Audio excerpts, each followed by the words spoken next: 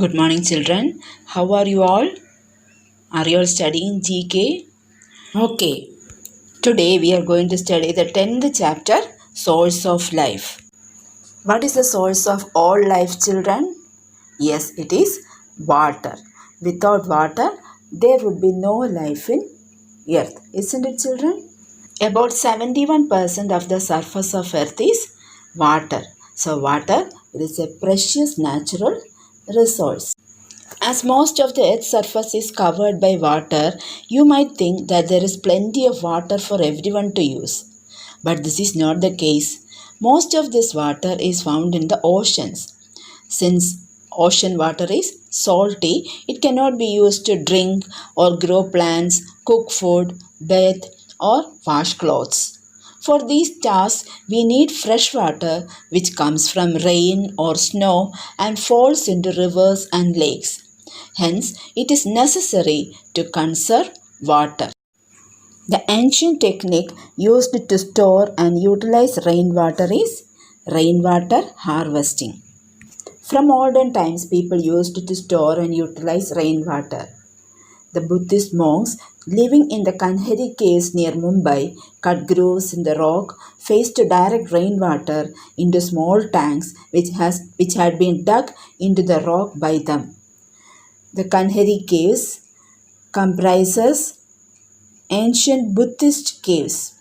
They were built 1400 years ago and are made of volcanic rock. In olden times, the rainwater that flowed down rocky hills was collected in large tanks. The Chandragiri fort near Tirupati has two such water harvesting systems. Here you can see the picture of water tank at Jaigarh Fort. The 18th century Jaigarh Fort near Jaipur had 3 underground tanks and several channels for rainwater harvesting. And one of them could hold about 45 lakhs liters of water. This is the picture of Kunds. The people living in the Thar desert built several underground water storage tanks and they are called Kunds. The first known Kund was constructed by Raja Sur Singh in Rajasthan's Wadi Kamelan village. This is the picture of one of the country's oldest water harvesting systems. It exists about 130 km from Pune. It is along Nane Ghat in Western Ghats. Large number of tanks were hewn into rock to provide water to thirsty travelers. Hewn means to chop or cut wood or stone. In Gujarat, step wells or valves were constructed to harvest rainwater. The valve had steps and platforms leading down to a water tank. Step wells found in Delhi are called bawolis. Many places in India get good rainfall every year. If properly managed, this water can meet the requirements of the people for the rest of the year. For rainwater harvesting, water is channelized from rooftops and open lands through sloping channels into deep underground reservoirs or water holes. This water is covered and can be utilized all the year round for household requirements. In farms, the rainwater is collected through channels into a deep well or deep trenches dug all around the farm. Do you know what is trench? Trench is a long and narrow channel to hold or carry away water. Trees are planted on both sides of the trenches. This water can be used to grow extra crops or fodder for the farm animals. The only source of fresh water on Bermuda Islands is rainwater. It is compulsory to harvest rainwater in Bermuda Islands. Now we are moving to the 11th chapter, Gems of India. Do you know, children, which is the highest civilian honor in the country conferred upon a person who has rendered exceptional service to the nation? Yes, it is Bharat Ratna.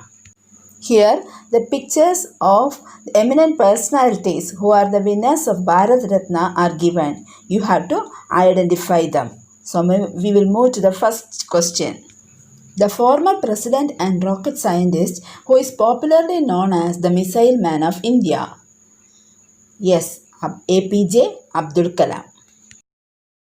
Now the second question, who founded the Banaras Hindu University and known as Mahamana? Yes, the answer is Madan Mohan Malavya. Now moving to the third question. She is a brave freedom fighter and she is best remembered for her role in Quit India movement. The answer is Aruna Asaf Ali. Fourth question. An eminent industrialist and the first Indian to receive a commercial pilot's license. The answer is J.R.D. Tata. Fifth question. Known as the Iron Man of India, he was India's first deputy prime minister. The answer is Vallabhbhai Patel. Sixth one. The Diwan of Mysore, whose birthday is celebrated as Engineers Day. M. Vishwesharaya. Next one. A Dalit leader and the chief architect of the Indian Constitution.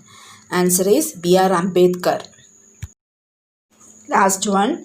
Noted economist known for his theories on welfare economics. The answer is Amartya Sen. Now all of you take next chapter, chapter 12, Devoted Parents. Animals have unique ways of taking care of their eggs and young ones. We can see here some interesting examples. This is the picture of a male seahorse. The interesting fact is that the male seahorse gives birth to young ones. The young ones are born after 2 to 4 weeks. Underline those two lines in the textbook and study them. The next is about female emperor penguin. The female emperor penguin returns to the sea after laying a single egg. The male withstands the Antarctic cold for 60 days or more to protect the egg, which he keeps on his feet under a feathered flap. He starves himself during the entire time and goes to the sea to feed only after the mother penguin returns. The next is father sea catfish. A father sea catfish keeps the eggs of his young in his mouth until they are ready to hatch. He does not eat until his young are born, which may take several weeks. Now we can study an interesting fact about giraffe. A few weeks after giving birth to her young, the mother giraffe joins a herd which acts as a crush for the young ones. The females take turns to babysit all the babies in the herd. The next is about a female giant water bug. The female giant water bug lays her eggs on the back of the male parent. For the next 3 weeks till they hatch, the father carries them on his back and protects them from parasites. Then next we can see an interesting fact about crocodile. The mother crocodile carries her babies in her mouth to protect them from predators such as dogs, monkeys, and monitor lizards. Now we move on to the quiz questions. First question, the saffron color in the national flag signifies A. Truth and peace, B. Courage and sacrifice, C. Faith and chivalry, and D. None of the above. Second question, the smallest state of India is A. Rajasthan, B. Sikkim, C. Himachal Pradesh, and D. Goa. Third question, the playground of baseball is known as A. Court, B. Diamond, C. Ring, D. Pitch. Fourth question, which country has launched world's first vaccine against coronavirus? A. China, B. USA, C. Russia, and D. India. Last one, Dash became the first state in the world to become fully organic. A. Sikkim, B. Tripura, C. Uttarakhand, and D. No state in India. You can send the answers to this number. So today we studied 3 chapters, Souls of Life, Gems of India, and Devoted Parents. With that, we come to the end of today's class. Thank you, children.